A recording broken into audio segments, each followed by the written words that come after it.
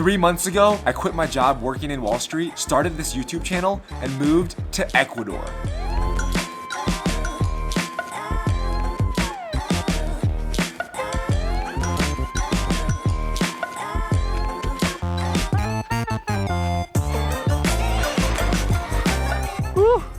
I might seem like a nut job, but what if I told you I got all this advice from Steve Jobs? And my hope is that by sharing my story and his advice, maybe the next time you want to take some risk and do something unconventional and your parents, partner, and friends tell you to stop being crazy, just ask them if they think Steve Jobs is crazy. They'll say no, and then tell them this story.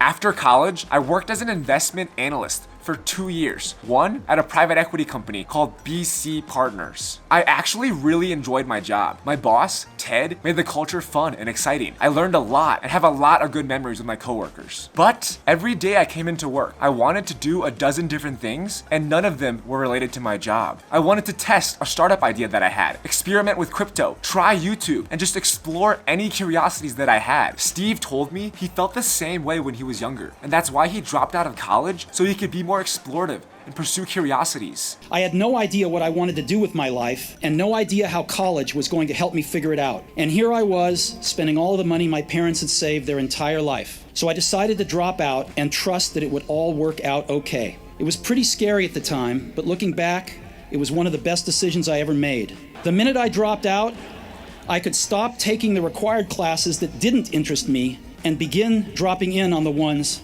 that looked far more interesting. He said he was glad he got fired from Apple because it gave him more freedom to be creative. I didn't see it then, but it turned out that getting fired from Apple was the best thing that could have ever happened to me. The heaviness of being successful was replaced by the lightness of being a beginner again, less sure about everything. It freed me to enter one of the most creative periods of my life. He told me about his random decision to join a calligraphy class just because he thought it was interesting, even though it had no obvious practical applications for his career. But learning calligraphy is actually what inspired the beautiful typography design that we have in MacBooks today. And much of what I stumbled into by following my curiosity and intuition turned out to be priceless later on. Because I had dropped out and didn't have to take the normal classes, I decided to take a calligraphy class to learn how to do this. It was beautiful, historical, artistically subtle in a way that science can't capture, and I found it fascinating. None of this had even a hope of any practical application in my life. But 10 years later,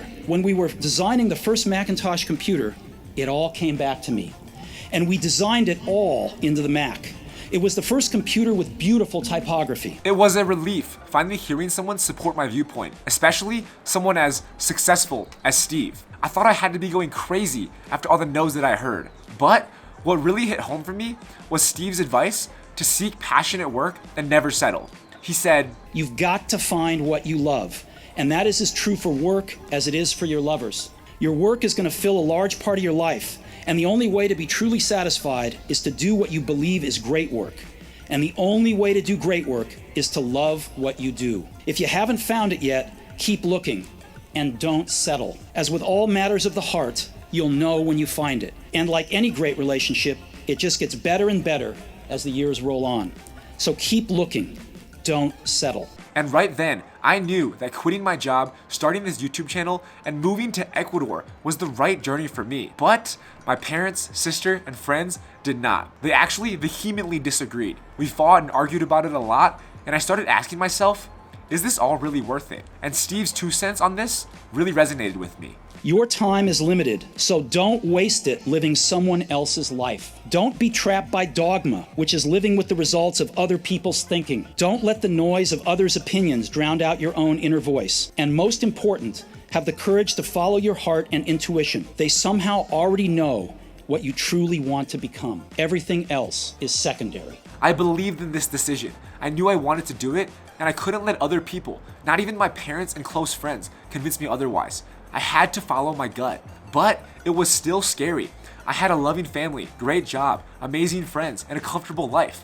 Was I willing to risk all that for this? Steve kind of got a little dark here, but his advice on this gave me some insightful perspective. Remembering that I'll be dead soon is the most important tool I've ever encountered to help me make the big choices in life. Because almost everything, All external expectations, all pride, all fear of embarrassment or failure, these things just fall away in the face of death, leaving only what is truly important. Remembering that you are going to die is the best way I know to avoid the trap of thinking you have something to lose. You are already naked. There is no reason not to follow your heart. After a lot of thinking and reflecting, I decided to pull the trigger.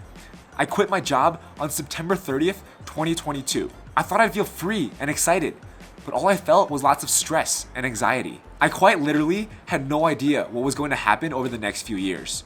At my job, I at least had a general idea or expectation for how things would play out. The uncertainty ate at me.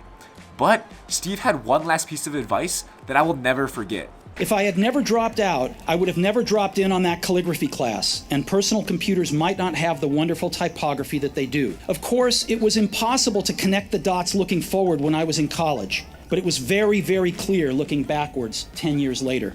Again, you can't connect the dots looking forward. You can only connect them looking backwards. So you have to trust that the dots will somehow connect in your future. You have to trust in something, your gut, destiny, life, karma, whatever. Because believing that the dots will connect down the road will give you the confidence to follow your heart, even when it leads you off the well-worn path.